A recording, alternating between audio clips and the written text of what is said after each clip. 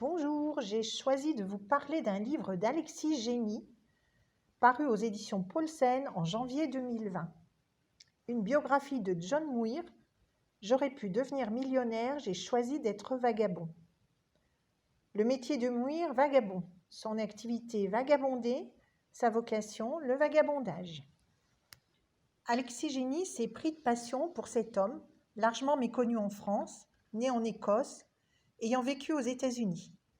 Figure mythique, fondateur des parcs nationaux, sauveur du Yosémite, John Muir posa clairement la question du sens de la vie dans la nouvelle société industrielle des années 1840.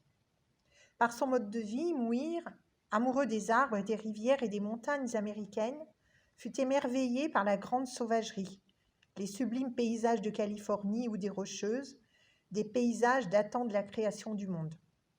Roosevelt dira de lui qu'il fut l'homme le plus libre qu'il ait jamais rencontré.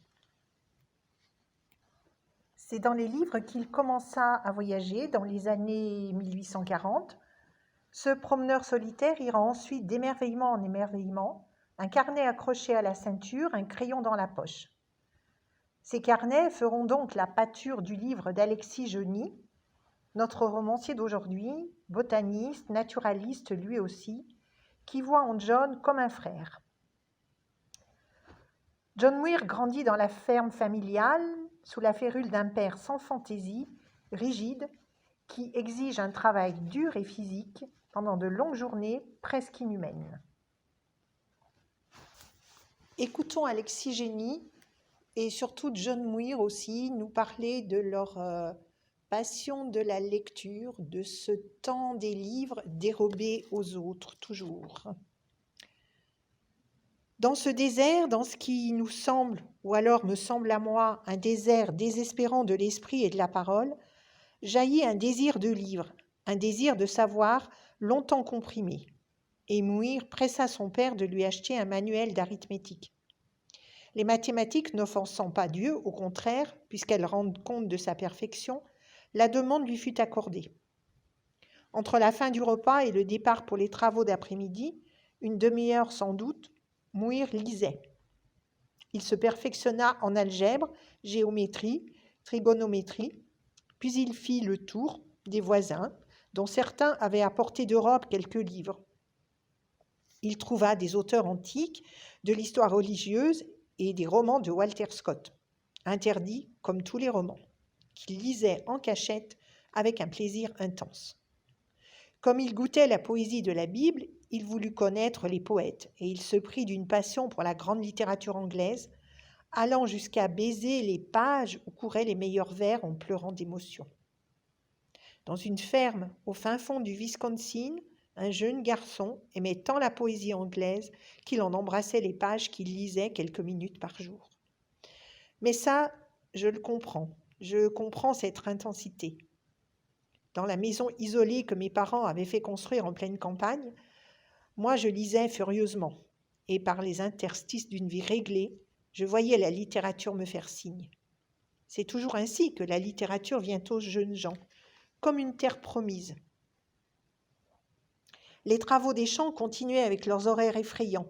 Son père voulait que rien ne soit distrait du seul but de la vie humaine, le salut par le devoir. Alors John volait un peu de temps. La règle était stricte.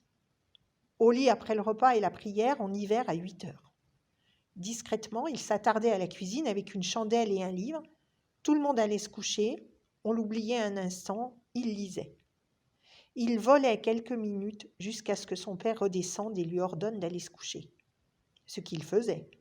Chaque soir, il lisait ainsi 5 minutes, 10 parfois, quand son père était distrait, et c'était alors comme des vacances. Il en tirait un plaisir immense. Ça, je peux le comprendre. Le temps de lire toujours se vole, au devoir, au sommeil, aux autres. Le moment où l'on est seul en silence à parcourir une à une toutes les lignes écrites n'est jamais un temps accordé, mais un temps dérobé. C'est un temps injustifiable, provoquant, parce que soustrait aux tâches et aux liens. C'est le lieu d'une jouissance solitaire, et la jouissance solitaire n'est jamais de droit. Je comprends pour l'avoir vécu, bien qu'en général, on ne m'ait pas interdit de lire, mais je lisais trop. trop par rapport à ce qu'on m'autorisait comme lecture raisonnable.